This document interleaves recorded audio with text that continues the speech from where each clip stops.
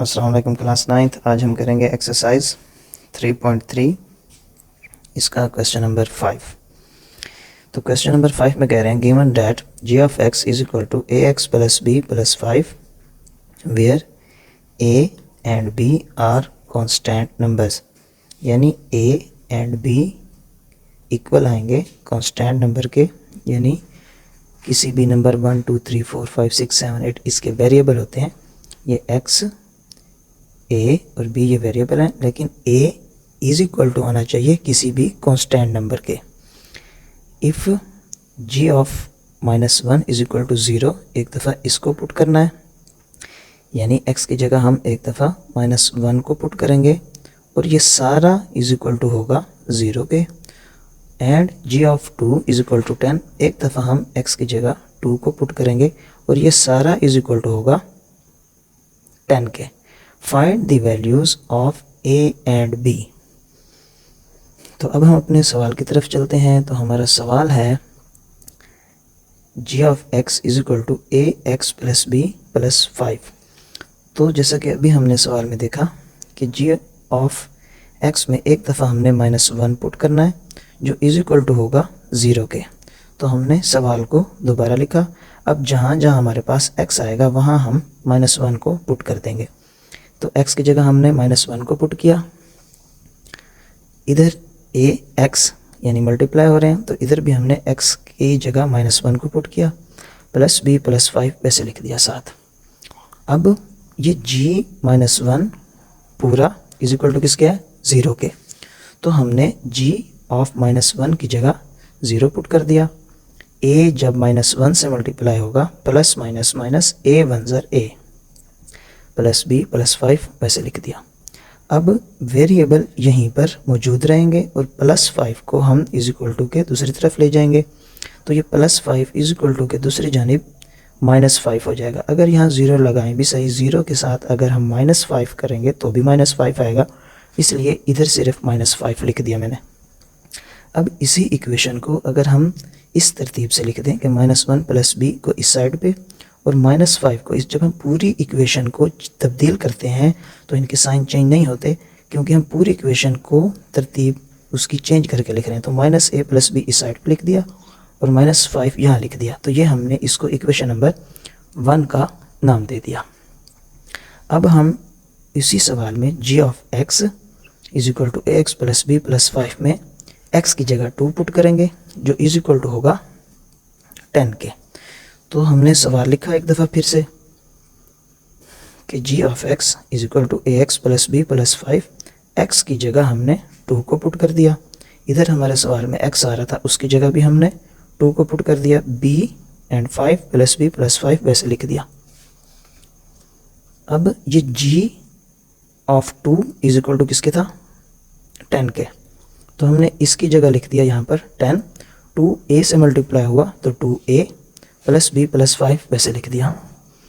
अब ये plus 5 is equal to के दूसरी तरफ जाके माइनस हो जाएगा, यानी कांस्टेंट को हमने एक साइड पर लिखना है और वेरिएबल्स को एक जगह हमने लिख दिया यहाँ 2a प्लस b, वैसे 5 यहाँ जाकर माइनस का हो गया।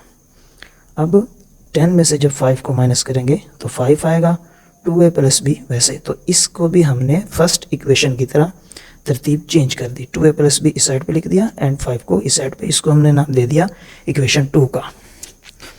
अब अगर हम यहाँ गौर करते हैं, इधर हमारे पास प्लस b है और इक्वेशन 1 में भी यहाँ पर प्लस b है। तो जब ये दोनों वैल्यूज़ इनके साइन सेम आ रहे हों तो हमें इस इक्वेशन में से एक वेरिएबल को ख़त्म करने के लिए, b और b को ख़त्म करने के लिए सब्ट्रैक्ट करना पड़ता है, क्योंकि दोनों b की जो साइन है वो सेम है। तो यूँ तो बन जाएगा 2b, तो अगर हम सब्ट्रैक्ट करेंगे तो एक का साइन चेंज हो जाएगा, प्लस का था माइनस का, फिर ये कट जाएंगे, 0 बचेगा। तो इसलिए हम इन दो इक्वेशंस को सब्ट्रैक्ट करेंगे। तो हमने लिखा यहाँ पे subtract the equation 1 from equation 2, वो इसलिए कि इक्वेशन 2 बड़ी है और इक्वेशन 1 छोटी है, क्योंकि इसके इक्वेशन 1 के एंड में -5 है और इक्वेशन 2 के एंड में प्लस का 5 है, तो वो इक्वेशन छोटी है माइनस वाली। तो यहाँ इक्वेशन 2 को पहले लिखा क्योंकि हमने कहा इक्वेशन 1 फ्रॉम इक्वेशन 2, तो इक्वेशन 2 में से इक्वेशन 1 को माइनस कर रहे हैं। इक्वेशन 2 लिखी 2a plus b is equal to 5 minus a plus b is equal to -5। तो जो नीचे वाली दूसरी इक्वेशन होती है उसके साइन चेंज हो जाते हैं। ये माइनस का ये था, प्लस का ये हो गया जब हम इनको माइनस कर रहे होते हैं। जब ऐड कर रहे हो तो किसी भी इक्वेशन के साइन चेंज नहीं होते।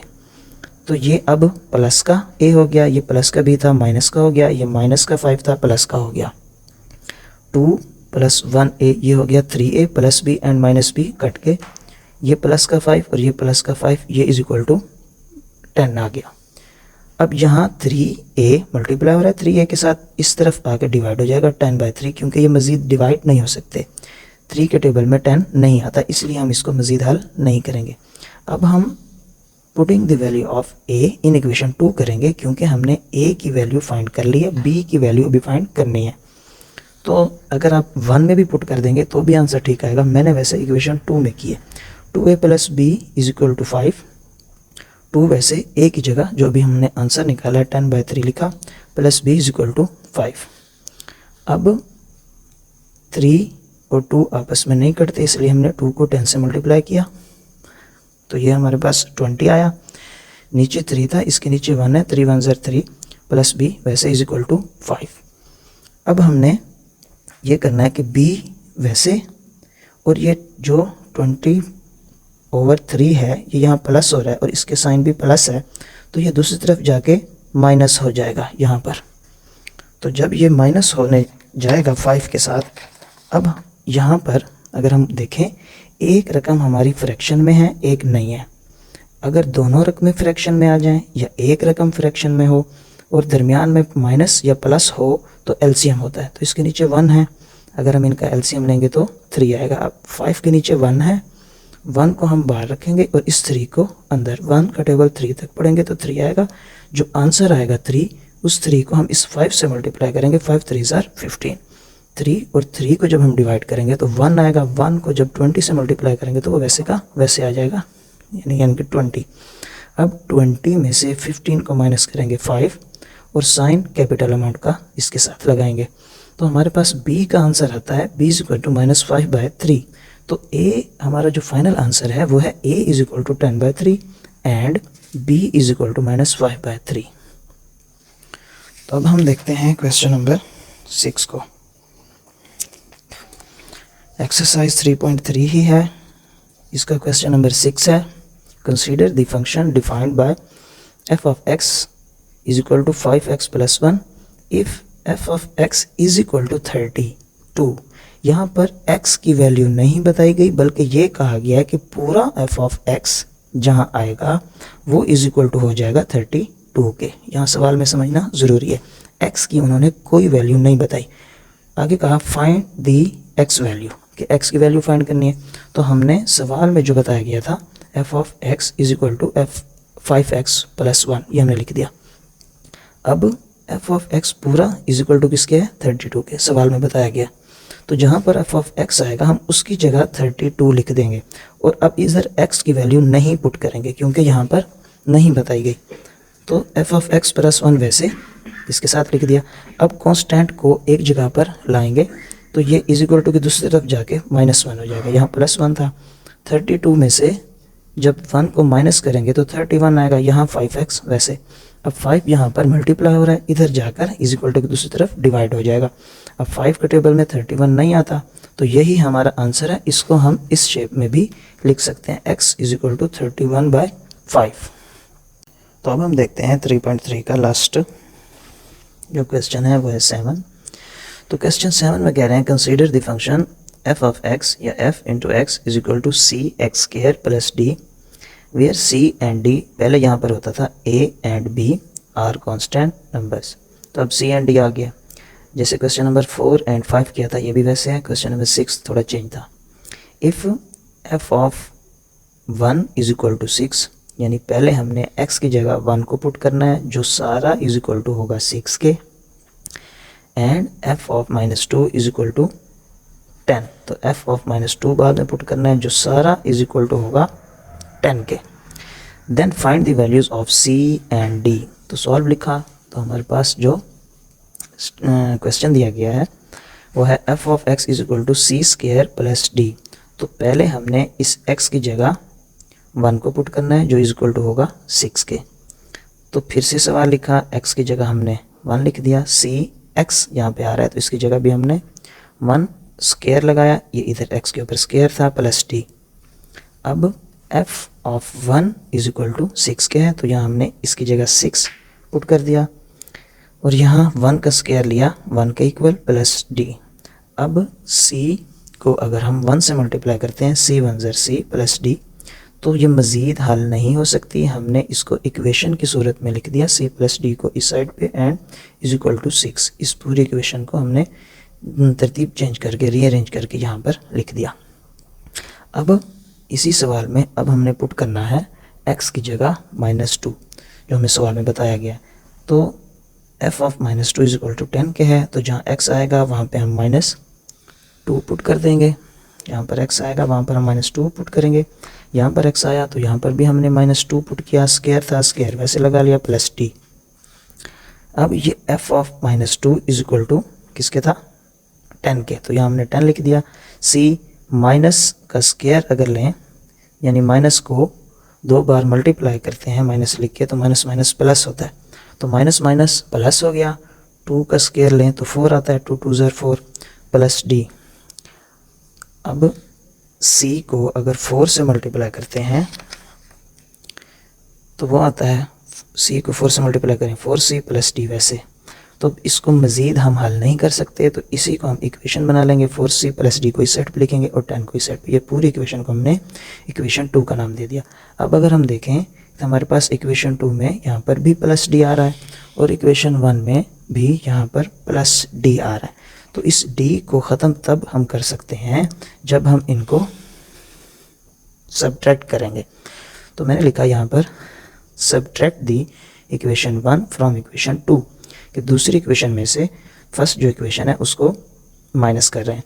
तो मैंने पहले यहाँ पर सेकंड इक्वेशन लिखी 4c plus d is equal to 10 और यहाँ पर फर्स्ट इक्वेशन लिखी c plus d is equal to plus 6। तो जब हम माइनस करते हैं तो नीचे वाली जो इक्वेशन होती है दूसरी इक्वेशन जिसको हम माइनस कर रहे होते हैं उनके साइन चेंज हो जाते हैं, प्लस c को अब हमने माइनस c कर दिया और प्लस डी को माइनस डी प्लस 6 को माइनस 6। अब प्लस माइनस माइनस 4 में से जब 1 माइनस करेंगे तो 3c आएगा, d प्लस का d माइनस का ये कट जाएंगे और प्लस माइनस माइनस 10 में से जब 6 को माइनस करेंगे तो 4 बचेगा। अब 3 यहाँ पर c के साथ मल्टीप्लाई हो रहा है, इधर आकर डिवाइड हो जाएगा तो c इज इक्वल टू 4/3। अब c की वैल्यू फाइंड करने के बाद हमने d की वैल्यू फाइंड करनी है। तो अब हम कहते हैं putting the value of c in equation 1, तो c plus d is equal to 6 equation 1 लिख ली। इक्वेशन 1 लिखने के बाद हमने c की जगह उसकी वैल्यू 4/3 पुट कर दी plus d is equal to 6 वैसे। अब 4/3 यहाँ पर प्लस हो रहा है, ये वैल्यू d की है और 4/3 की वैल्यू प्लस है। जब ये इज इक्वल टू के दूसरी तरफ लेकर जाएंगे तो ये -4/3 हो जाएगा। अब इसके अंदर भी वही कंडीशन लग रही है कि एक हमारे पास फ्रैक्शन है जबकि दूसरी फ्रैक्शन नहीं है। इसके नीचे 1 हम लेट कर लेते हैं और यहाँ पर माइनस है, माइनस हो या प्लस हो, एक फ्रैक्शन हो या दोनों फ्रैक्शन हो तो इस सूरत में एलसीएम होता है। अगर डिवाइड या इज इक्वल टू आ जाए तो फिर इसके हल करने की तरतीब चेंज हो जाती है। तो अगर अब इसका एलसीएम लेंगे 3 और 1 का तो 3 आएगा। अब 1 को बाहर रख के 3 को अंदर रख के डिवाइड करें, 1 का टेबल 3 तक पढ़ेंगे 3 आएगा। 3 को 6 से मल्टीप्लाई करेंगे तो 18। 3 को 3 पर डिवाइड करेंगे 1 आएगा, 3 1 ज़र 3 1 आया। 1 को 4 से मल्टीप्लाई करेंगे तो 4। 18 में से जब 4 को माइनस करेंगे तो आंसर हमारे पास 14 आएगा बाय 3 वैसे। अब 3 के टेबल में 14 नहीं आता तो यही हमारा आंसर है। तो यहाँ हमने लिख दिया c is equal to 4/3 and d is equal to 14/3।